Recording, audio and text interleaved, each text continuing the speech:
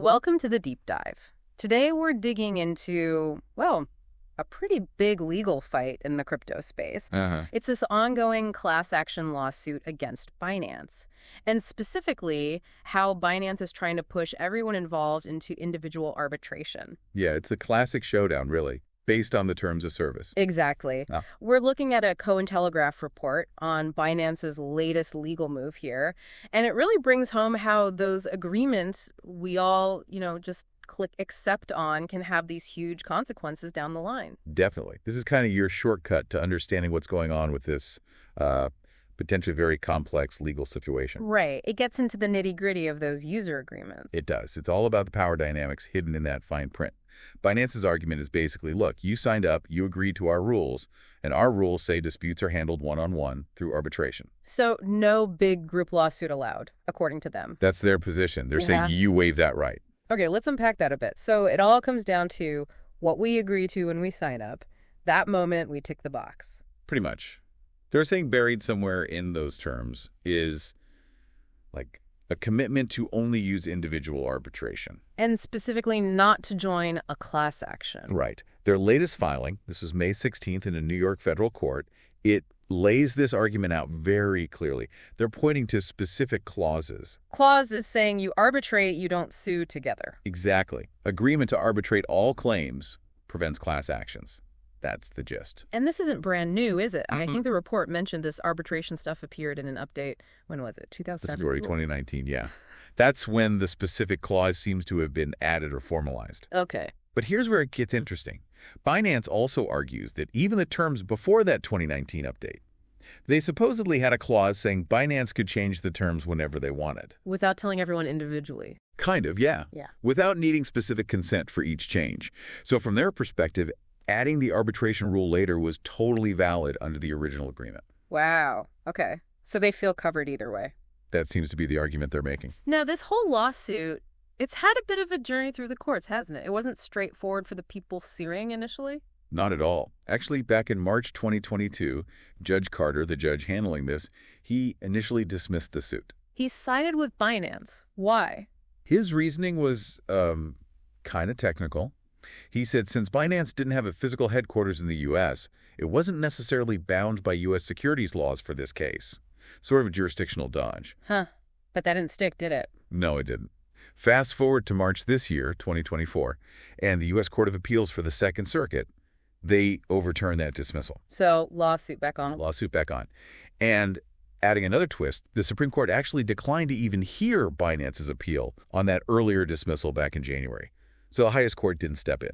Okay. So it goes back to the lower court, back to Judge Carter, and now Binance is doubling down on this arbitration argument. Precisely. It feels like, okay, plan A didn't work.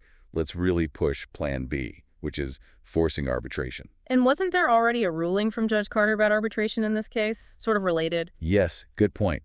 He'd previously looked at Binance's request to force everyone into arbitration, and he actually denied it fully for users who bought tokens way back, like between April 2017 and early February 2019. Before that key terms update. Exactly. And for users who joined after February 2019, he only partially denied it.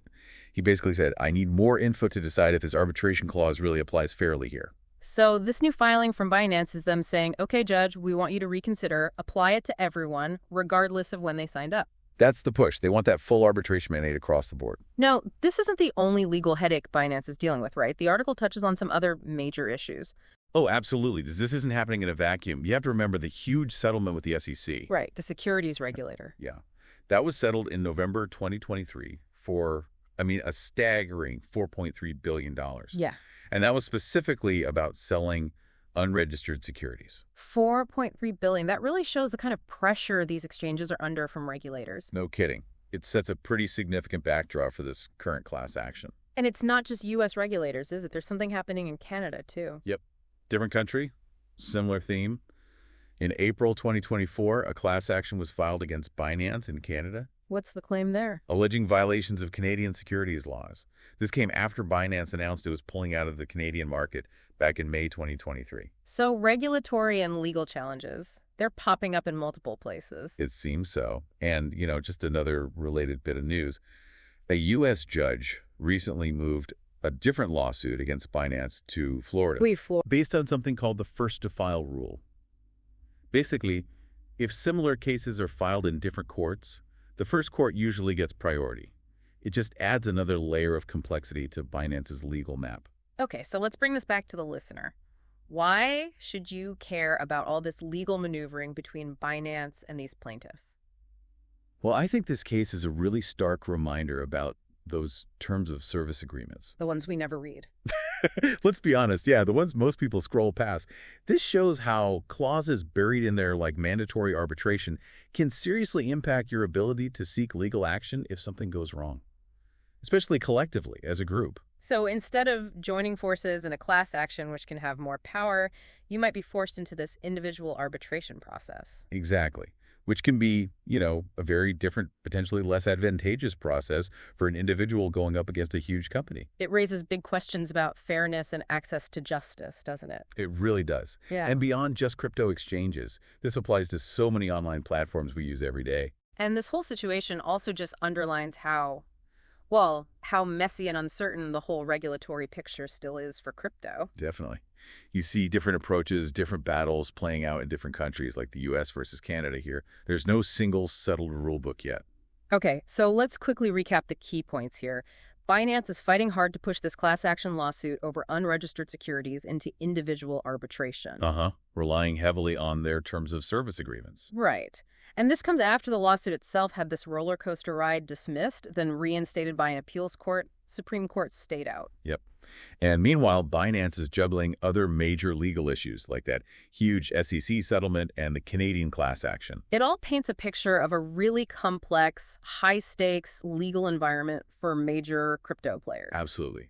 And it highlights this constant tension, between the contracts we agree to online and the broader goals of having fair markets and effective regulation. So the final thought maybe for you, the listener, as you're using crypto platforms or really any digital service, maybe pause for a second on that agree button. Yeah, it's tough because they're long and dense. Yeah. But this case shows what might be at stake. It's a reminder about the power dynamics. How much leverage do individuals really have against these massive platforms when things go sideways? That's the crucial question. It's something worth thinking about. Your rights, your recourse, in this increasingly digital world. How are these agreements shaping our access to justice? Definitely food for thought. Thanks for taking this deep dive with us.